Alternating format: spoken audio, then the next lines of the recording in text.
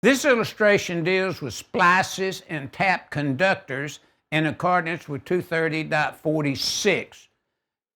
The purpose of the change, a new section has been added and relocated from 230.11 to clarify that the existing requirements permit service entrance conductors to be spliced or tapped. Power distribution blocks, pressure connectors, or devices for these splices and taps are now required to be listed as required in the previous text, 314.28E1 and 230.11, and the first draft choice. Power distribution blocks installed on service conductors are required to be marked suitable for use on the line side of the service equipment. The requirement for pressure connectors and devices for splices and taps installed on these service conductors to be marked suitable for use on the line side of the service disconnect.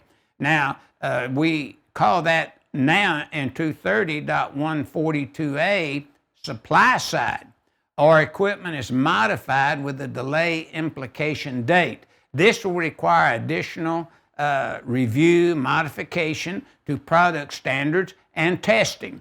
This requirement is necessary because the magnetic and thermal forces damages can occur and are not eliminated as a result of the pressure connectors and devices for splices and taps being free floated during installation. Now, notice taps. If you want to know where in the code that we would go to determine these taps, supply side taps is what you call these taps in 250.142A1. Now notice tap sections, if your service is 230.82. If you're tapping from a large conductor with smaller conductors, that's 240.21B. If you're tapping off of the secondary side of a transformer, you're in 240.21C, which is transformer secondary conductors.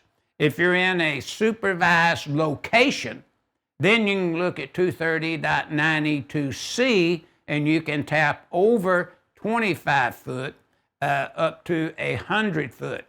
If you look at 240.92E, you could tap any length you wanted. Now, when you're making taps to supply motors, you go to 430.28.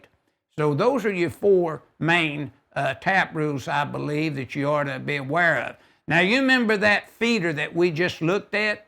This is what's prohibited if you look at that auxiliary gutter and say that feeder wasn't service splices or taps, but you were running a 225.30 feeder from one building to another building. You couldn't do what you see here with an auxiliary gutter with them switches underneath. You'd have to bring that feeder right into a switch, and that's what we were talking about. But at the service, this is still allowed. See, I could have service entrance conductors coming into this auxiliary gutter.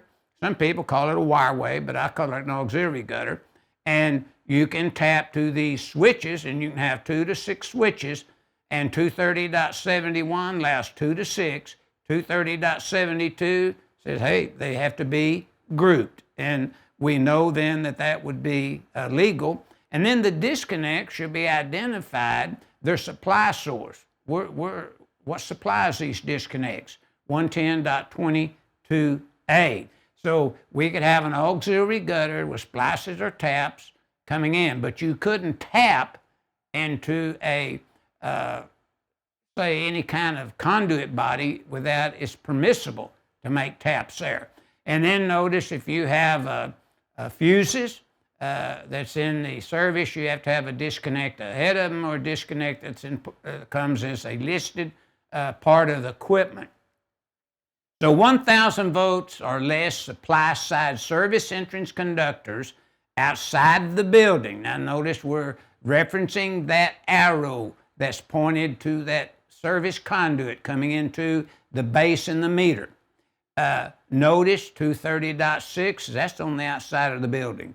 225.22 says, yeah, that's on the outside of the building. And remember, we have to make it in such a manner that it doesn't drain rainwater or condensation into the service equipment that's located inside in this case.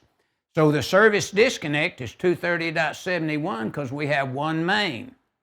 But notice that's 230.70. Over here now, because we have more than one main, we have to look at 230.71 and 230.72.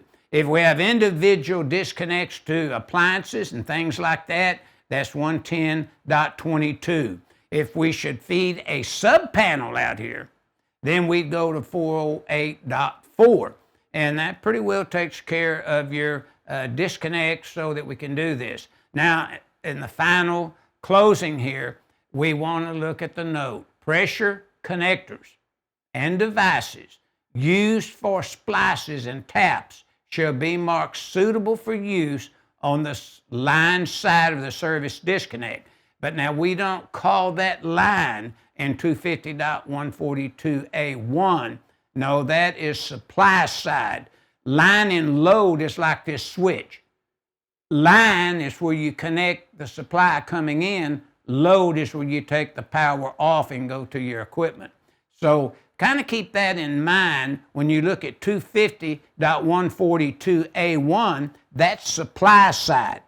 You look at 250.142B as in boy, that's the load side. Meaning what? These conductors coming into this meter base will not have an overcurrent device ahead of them coming off of that transformer. Here you have an overcurrent device ahead of these conductors, see, so that would be load. So kind of keep that in mind when you start reviewing this, and I really kind of think when this is revised for the 23 edition of the code, they may change this to supply, but that is the authority of the code panel that regulates Article 230.